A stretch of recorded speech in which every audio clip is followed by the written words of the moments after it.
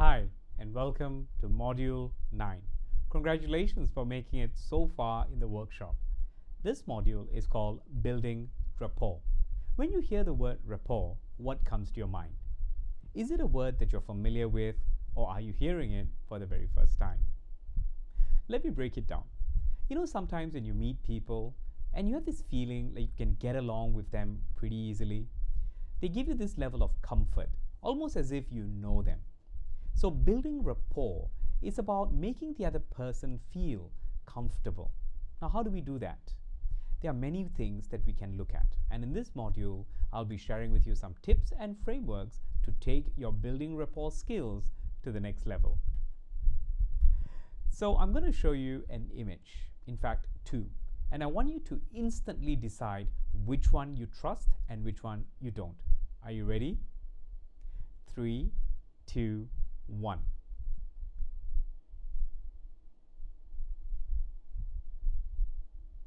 Have you made your selection? I hope you didn't choose my image, because the image that I wanted you to look at is the one that looks almost identical. Now, which image did you choose? And how quickly did you make that decision? Wasn't it almost instantaneous? When we ran this little experiment with different people, the answers were almost always identical, and they chose the image that was more to the right. Now, what are the differences between these two images? In fact, they are computer simulated and highly controlled, and there are only two things that are really different in these images. The first is the muscles around the mouth area, and the second is the muscles around the eye area. And in fact, that is all it takes for us to go from untrustworthy to a little bit more trustworthy. So we have to be careful of how our face muscles are during an interview, whether it's in real time or in virtual. So let me dive a little deeper to give you some insights on this. In the 1960s, there was a professor by the name of Dr. Albert Mehrabian, who did a series of different studies about human interaction, persuasion, and influence, together with other colleagues. Now, one of the interesting findings they had through his many research was that one thing that really distinguishes people who are more persuasive and more influential was body language. In fact, it was a whopping 55%. Now, what does body language include? It really includes how we sit, whether we are upright, whether we are leaning back, or whether we are slouching. It really talks about our shoulder rotation. Is it more to the front, or is it nice and calmly pulled back? The second part to body language would be gestures, and you would see throughout the video I do my best to have some gestures along the way. So they found these two things fall very nicely into the grouping called body language, and that is 55%. And I strongly encourage you during the rest of the workshop to use more body language, to sit up better, to think about your facial expression so that it becomes a conditioning. Because in an interview, you really want to be paying more attention to listen to what the interviewer is asking for and to formulate some of your answers. Now, the second part in Dr. Albert Mehrabian's research was about tone of voice. Now, voice is a very big topic. We all have a natural voice that we have, but can it become better? And the answer is yes, if we are attentive. In tone of voice, think about whether you speak naturally at a more high pitch or naturally in a more low pitch.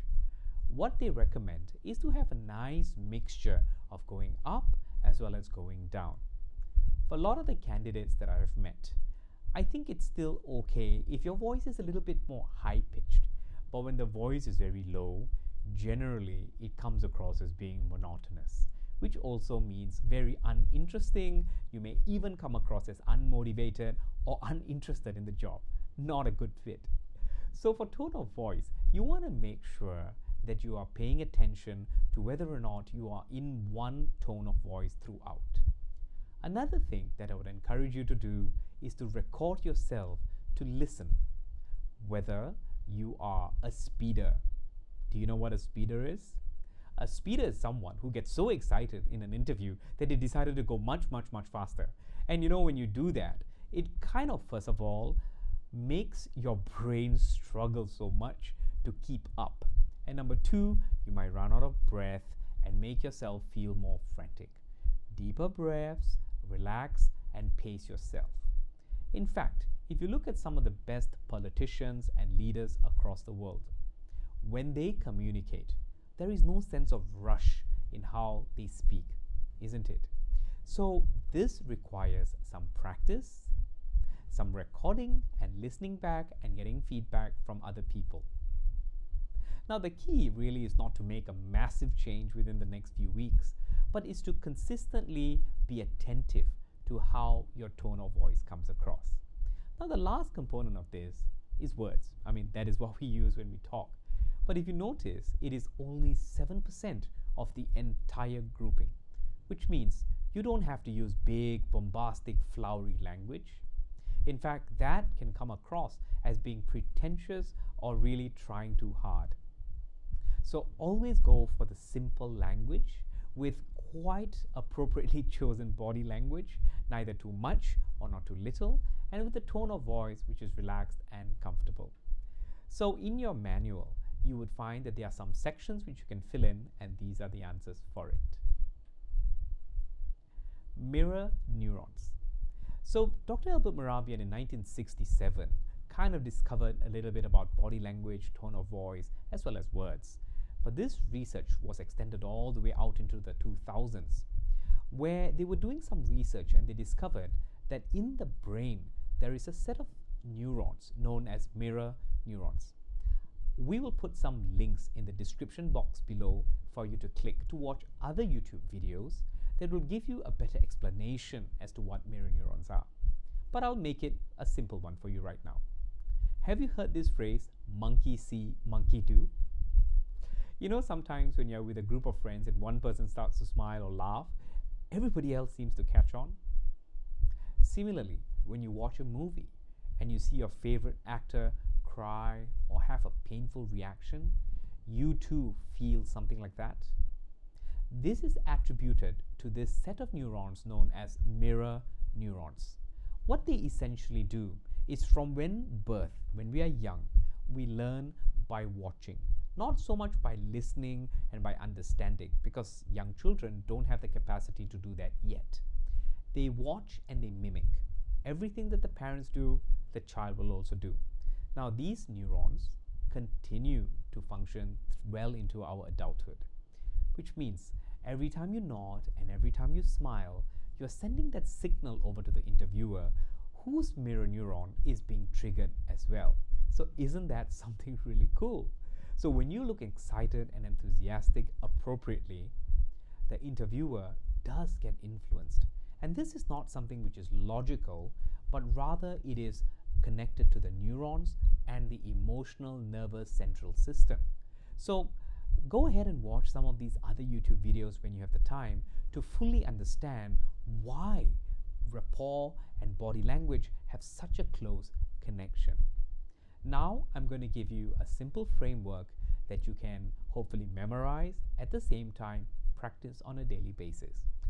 And in your manual, you'll also find a section where you can fill the answers up. The technique for building rapport, to keep it really simple, is called S.O.F.T.E.N. S-O-F-T-E-N. What does it mean? S stands for smile. Earlier in the workshop, I would have introduced an idea to you called smile talking, which means you have to communicate while having a slight smile on your face. I'm now going to demonstrate by removing my smile, and think about how you feel about that. Ready? So imagine if I was to do the entire session without a smile on my face. How does that come across? Do you feel like I'm friendly? Do you feel that you are at ease? Over the years, I had to practice and develop a slight smile on my face when I communicate. So smiling really goes a long way. But over smiling could also be an indication of anxiety or stress. So don't overdo it. So my recommendation to you is to record yourself and watch back. See whether or not you are able to hold a light smile on your face as you communicate. The next is O, which means open posture. In a real-time interview, some candidates do things like folding their arms or folding their legs. Some of them bring big folios with all of their interview and other dossiers inside, and that kind of forms a barrier. I have also seen candidates who use an iPad or a laptop and they set it up in front of themselves.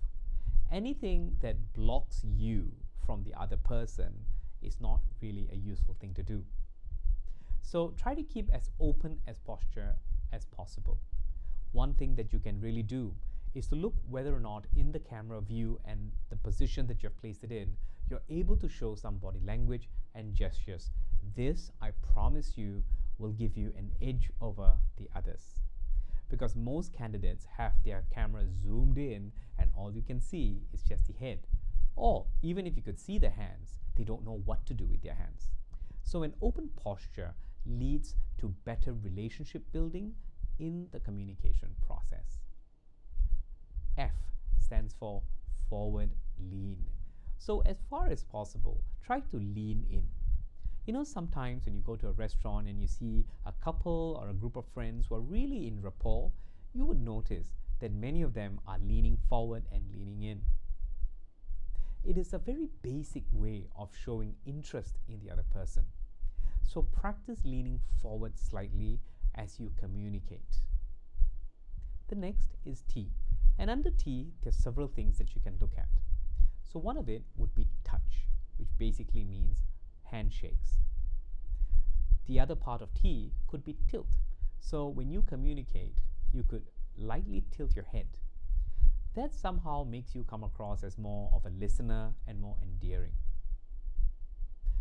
T could also mean to take notes. I strongly encourage you to have a proper notebook and a working pen or pencil to take notes as the interviewer is talking. Don't you think that sends a really positive signal of interest? So do have some of this equipment on standby so that you are able to take some notes. But don't forget, this is not an examination. So do your best to have as much eye contact as possible, because that's the next letter, E. E stands for eye contact. People love eye contact. Throughout this entire little webinar lecture, I have done my best to completely and always look at you. You can rewind this tape and see how many times my eyes drifted off. I wasn't always like this. I had to consistently practice and focus until I was able to maintain a nice gaze at the camera, which also means you. So eye contact makes a big difference. However, having eye contact with no smiling looks like you just stole their bubble tea. So don't do that. So eye contact needs to be accompanied with a nice soft smile so that it is not intimidating or aggressive. Some light nodding and smiling, I think, goes a long way. The last one is N. N stands for nodding. And primarily, there are one or two ways of how we nod. So the first is a rapid nod. Now, when someone nods really quickly, what does it mean? Does it mean they agree with you? How about if someone was to nod a lot slower? What is the reaction you have there? The first type of nodding, you can call it as nodding in agreement, where the nods are pretty quick. The second one, which is what I would really like you to pay attention to, is called nodding in acknowledgement. So when the other party is talking, it is useful for us to have a very gentle, long stroke nodding to send the signal that you are actually listening. In fact, it's a non-verbal which makes the other person feel like you really want to listen, which also makes them want to really talk. And I think that's a good thing in any social situation. So, to wrap up, building rapport isn't really that difficult. It first starts off with an awareness of how we actually sit, how we carry ourselves, how our face looks. The second part of it is to drill down on a daily basis the technique of S.O.F.T.E.N. All of us start at different points. Some of you, because of your career and the different training you may have had and exposure, have pretty good rapport building skills. And for some of us who may have been more in a technical or a financial side of things, may not necessarily have all of these skills equipped. But you know what? You can always learn. And over the many years, I have seen candidates within 2-3 days with concentrated effort make real big changes. And that is what I wish for you too. So till I see you in the next module, thank you.